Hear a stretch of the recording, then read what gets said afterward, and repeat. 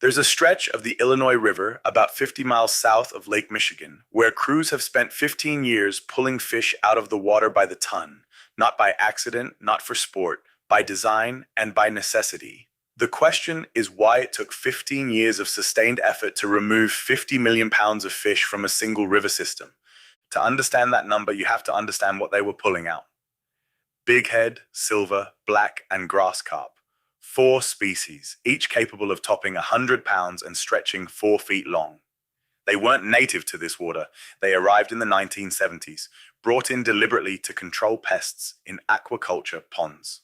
Within a decade, they'd escaped confinement entirely, and the Mississippi, Missouri, and Illinois river basins were theirs to spread through. This is one of those stories worth sitting with. If stories like this, real conservation, real consequences, are worth your time, I'd ask you to like this video and subscribe for more. What you'll see here is a food web, stripped from the bottom up, a river system pushed to the edge of the Great Lakes, and an industrial-scale counteroffensive that's still being waged today. But to understand how it got this bad, we need to start with what these fish were actually doing beneath the surface. Picture the Illinois River on an ordinary afternoon, sunlight breaking across slow brown water, herons working the shallows the way they have for generations. Nothing about the surface tells you what's happening below it. That's the trouble with this story. The invasion never announced itself. It simply grew. The 4 fish responsible for that growth aren't small. Bighead carp and silver carp, black carp, grass carp, every one of them capable of exceeding 100 pounds, of stretching 4 feet from nose to tail. That's not an exaggeration for effect. That's closer to the size of a large dog, swimming in numbers no one anticipated when this all began. And here's the detail worth sitting with. None of them were ever supposed to be here. They arrived in the 1970s for one narrow practical purpose: pest control inside aquaculture facilities, ponds built to raise other fish for food. Someone needed a way to keep those ponds clean, and Asian carp seemed like the answer. What nobody planned for was the exit. Within a decade, the carp were loose. Flooding, breached containment, simple oversight, however it happened, the confinement that was supposed to hold them lasted only 10 years. And once a fish this size and this fertile finds an open river system, there's very little standing in its way. They spread into the Mississippi first, then pushed into the Missouri and the Illinois.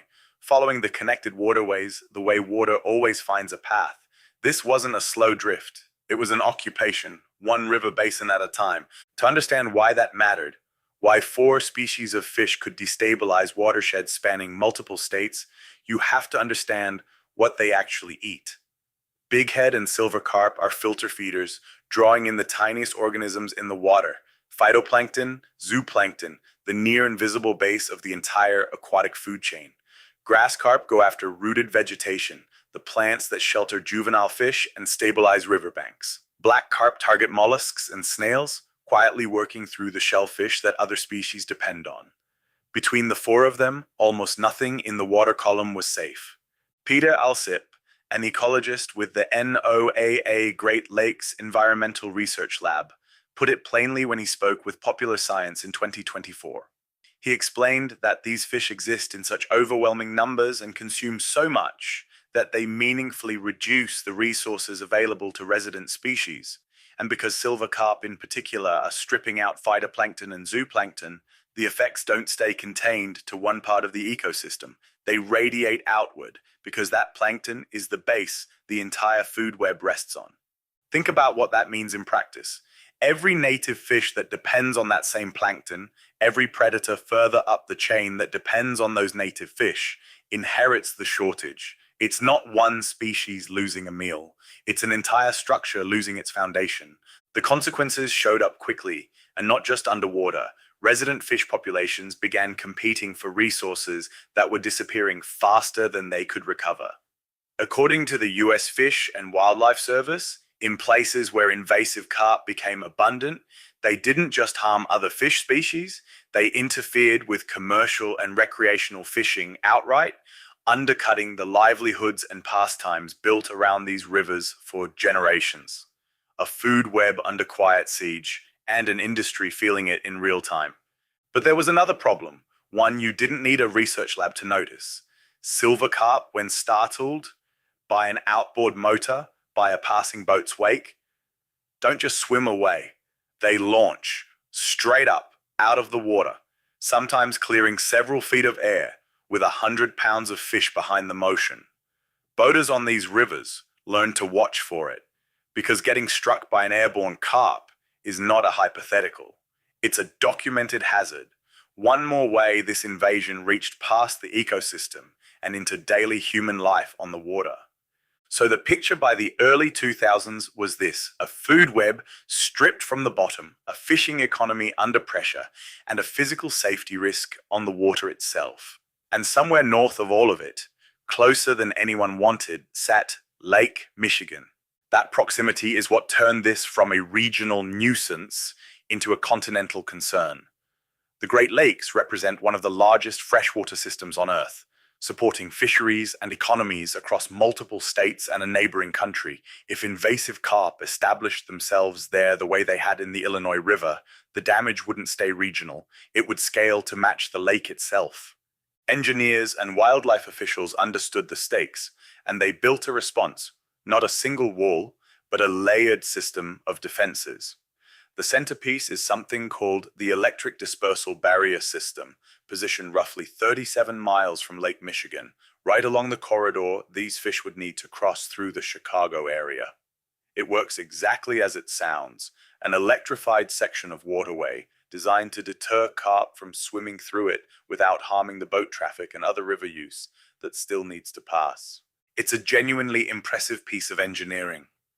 But here's the question that had to be answered before anyone could trust it. Can a barrier alone hold back an advancing population? Or does something else have to happen upstream of it first?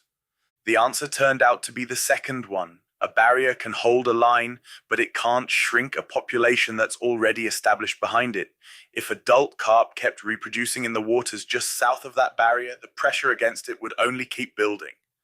A slow accumulation, testing the same point of failure year after year. Officials needed to reduce the number of fish actually approaching that line, not just block the ones that reached it. That's where the real counteroffensive began, not with more engineering, but with removal. Direct, sustained, physical removal of carp from the river itself, focused specifically on the stretch of the Illinois River about 50 miles from Lake Michigan, close enough to the barrier to matter, far enough to give crews room to work. The strategy targeted mostly adult populations, the fish capable of reproducing, on the logic that suppressing them upstream would limit both their numbers and their migration toward the barrier system. It's unglamorous work. There's no single dramatic breakthrough here, no moment where the problem was solved outright. It's boats, nets, crews, and years. The kind of labor that rarely makes headlines because it doesn't happen all at once. But over the past 15 years, that labor added up to something worth pausing on. 50 million pounds of invasive carp removed from the Illinois River. To put that in perspective, that's roughly the weight of 5,000 elephants, pulled out of a single river system, one removal effort at a time. That number represents the first real evidence that this fight could be won, not through a single tool, but through sustained pressure applied in the right place, year after year. And it didn't stop with removal alone. A second program took shape further downstream, offering commercial fishers financial incentives to harvest carp across the river's lower 240 miles, turning part of the solution into an economic opportunity rather than a pure cost. This is the point in the story worth marking. The moment 15 years of largely invisible effort became a measurable milestone, and part of why I wanted to tell it.